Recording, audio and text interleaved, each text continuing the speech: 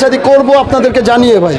এবার ভক্তদের উদ্দেশ্য সুসংবাদ জানালেন content creator TikToker junior Sakib. তিনি বলেছেন, খুব শীঘ্রই আপনাদেরকে জানিয়েই বিয়ের পিঁড়িতে বসতে যাচ্ছি। কাকে বিয়ে করবেন এবার জুনিয়র সাকিব? এর পূর্বে তার প্রিয়তম স্ত্রী শিখা খান তার বিশেষ অঙ্গ কেটে পেলেন। দীর্ঘ 4 মাস যাবৎ খুব কষ্টে দিন যাপন করছেন জুনিয়র সাকিব। জানা গিয়েছিল যে গত 9 জুলাই ঘুমিয়েছিলেন জুনিয়র সাকিব, তখন তার বিশেষ অঙ্গ কাটেন তার স্ত্রী শিখা খান। বাচ্চা কাচ্চা ছাড়া তো জীবন না, লাইফ না। কন্টেন্ট ক্রিয়েটর জুনিয়র সাকিব তিনি বলেছেন, ছেলেমেয়েরা ছাড়া ভবিষ্যতে জীবন অর্থহীন।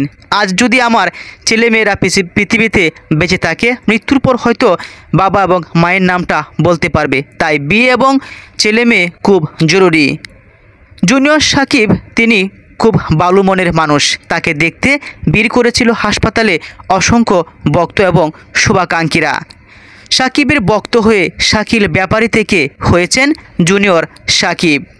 জুনিয়র সাকিব আরও ব্যাপকভাবে পরিচিত হয়েছেন বিশেষ অঙ্গ হারানোর পর। আপনারা জানলে অবাক হবেন, সুপারস্টার এবং মেগাস্টার সাকিব খানের হুবহুব কণ্ঠেই কথা বলতে পারেন জুনিয়র সাকিব। প্রথমেই সাকিব খানের কণ্ঠে তিনি কয়েকটি ভিডিও তৈরি করেছিলেন। টিকটক এবং ফেসবুকে সেই ভিডিওগুলো আপলোড দিয়েছিলেন। তখন এই ভক্তরা ব্যাপকভাবে জুনিয়র সাকিবকে ফলো করতে থাকেন। তিনিও অনুপ্রেরণা পায়। ধীরে ধীরে হাজার হাজার ফলোয়ার হয় তার ফেসবুক পেজে। খান ভাইয়ের জন্য অনেক অনেক শুভকামনা এবং টিকটকেও অনেক ফ্যান ফলোয়ার তৈরি হয়।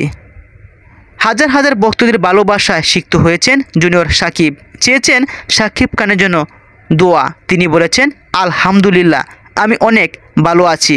আল্লাহর অশেষ রহমতে আমি অনেক ভালো আছি। আপনারা আমার জন্য দোয়া করবেন।